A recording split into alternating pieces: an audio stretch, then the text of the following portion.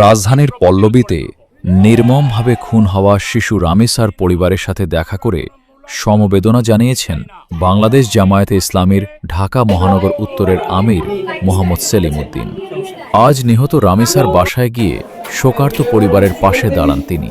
পরে সেখানে সাংবাদিকদের সাথে আলাপকালে এই হত্যাকাণ্ডকে আইয়ামে জাহেলিয়াতের বর্বরতার সাথে তুলনা করে অপরাধীদের মানবতা বিরোধী অপরাধের মামলায় দ্রুত বিচার নিশ্চিত করার দাবি জানান এই জামায়াত নেতা সেলিম উদ্দিন স্পষ্ট হুঁশিয়ারি দিয়ে বলেন, রামিসা হত্যার বিচার নিয়ে কোনো ধরনের চালচাতুরি বা কালক্ষেপণ মেনে নেওয়া হবে না।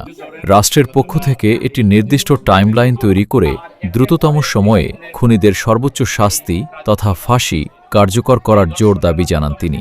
একই সাথে আইনি লড়াই মজবুত করতে সুপ্রিম কোর্টের সিনিয়র আইনজীবী শিশির মনিরকে এই মামলা পরিচালনার দায়িত্ব নেওয়ার অনুরোধ করবেন বলেও জানান সেলিম উদ্দিন।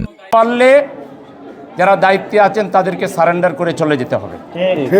আমরা আর একের পর এক এই খুনের এই রাজত্ব আমরা দেখতে চাই না, এই দর্শনের রাজত্ব আমরা দেখতে চাই না। মানুষ খুনের এই মহামারী আমরা আর দেখতে এই মহানগরীর মানুষ আমরা আর সহ্য করতে পারবো না। সেজন্য এই বিচারের সমস্ত দায়িত্ব সিটিবাসীর পক্ষ থেকে আমি নিলাম।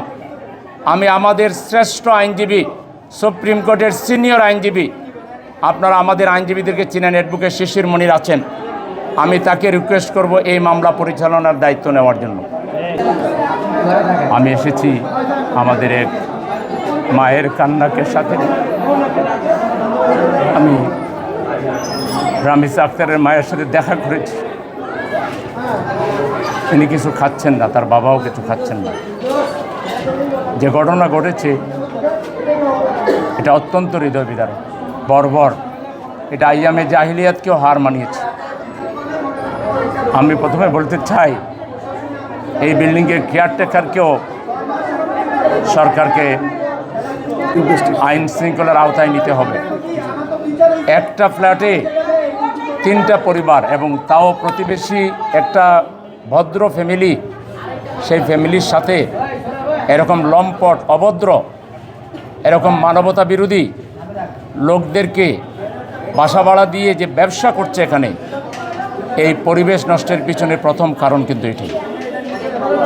ওকেও আইনের আওতায় নিতে হবে। 2 নম্বর হচ্ছে এই সুহেলকে শুধু এবং তার ওয়াইফকে গ্রেফতার করাই সরকারের একমাত্র কাজ না। দ্রুত বিচার ট্রাইব্যুনালে এজ আর্লি এজ পসিবল আইনের নিয়ম মেনে যথাসম্ভব, যত তাড়াতাড়ি সম্ভব ওর বিচার নিশ্চিত করে গোটা নগরবাসীকে, গোটা জাতিকে আশ্বস্ত করতে হবে।